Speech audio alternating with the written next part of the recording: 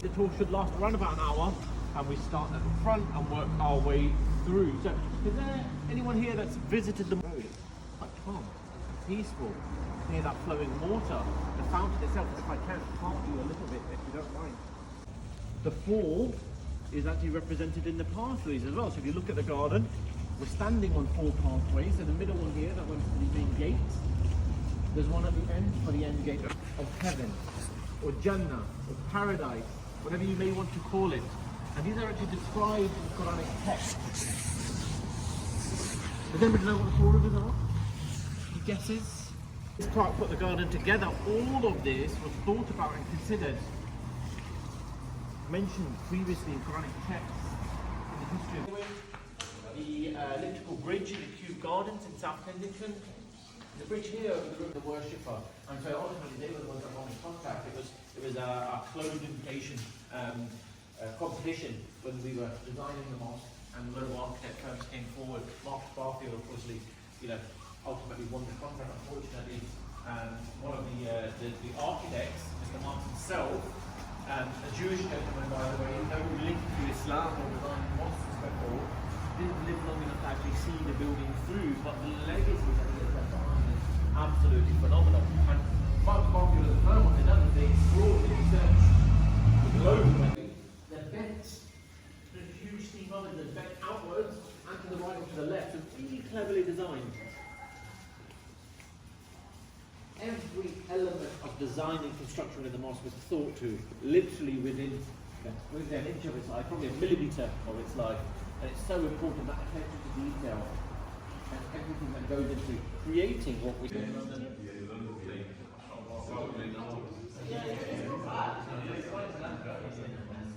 Yes, it is. Enjoy this. These are sacred design elements, by the way. These are repeated throughout history. They're relevant here today as well. This particular design is known as the breath of the compassionate. You may or may not have heard of that before. This interpretation of that design comes from a gentleman named Keith Critchlow, another professor of design and sacred art.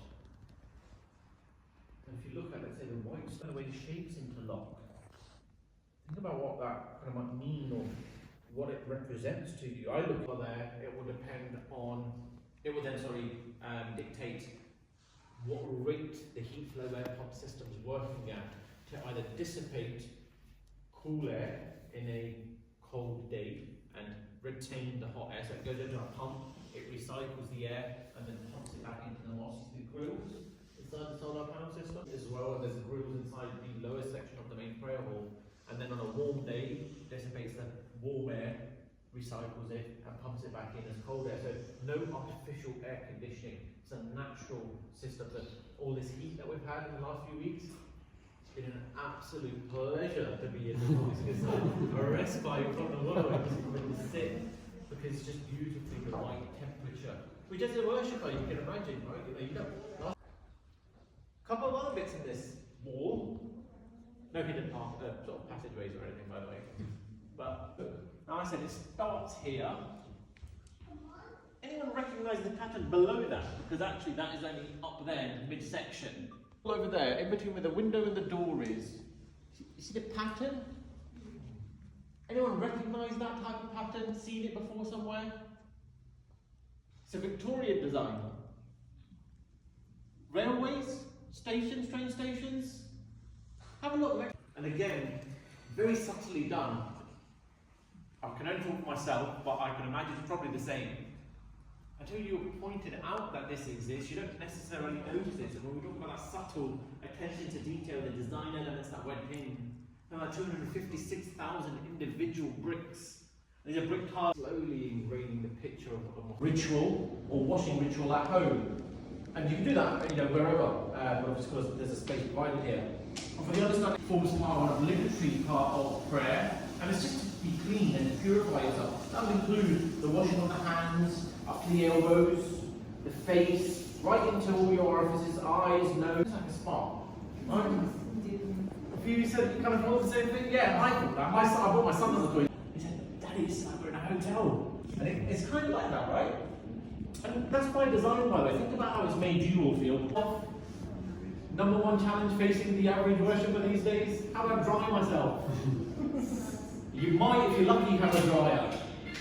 I tell you, trying to get your foot into a Dyson Airblade and you've got a foam on is really difficult.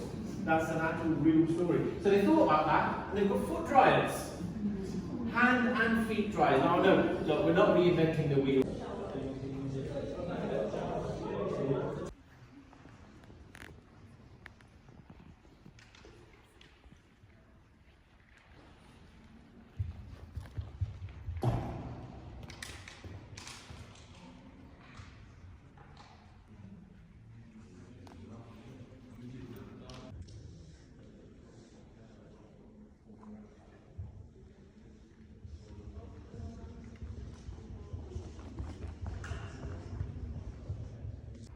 Why are we here? To better our afterlife, inshallah. Our connection with God.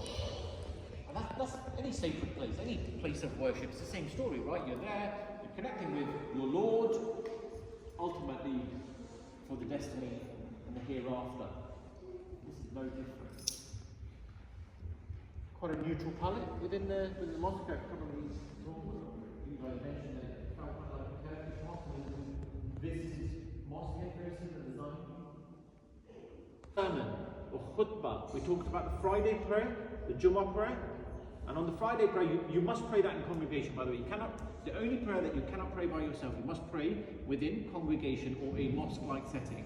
And I'd like to feel the ambiance, hear the actual voice of the Imam. But I don't wish to be seen either standing. And it literally takes a year for craftsmen and women to assemble this together. Real gold and silver thread.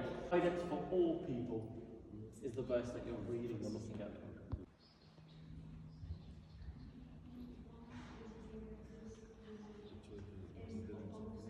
Detour today, I already told you that. Access only whilst you're in the tour, otherwise this is for women only. This is the same level for accessibility. Burkhan, which the name of the gallery is named after, Burkhan was a young lady studying. Burkhan, unfortunately, in the last year of her studies,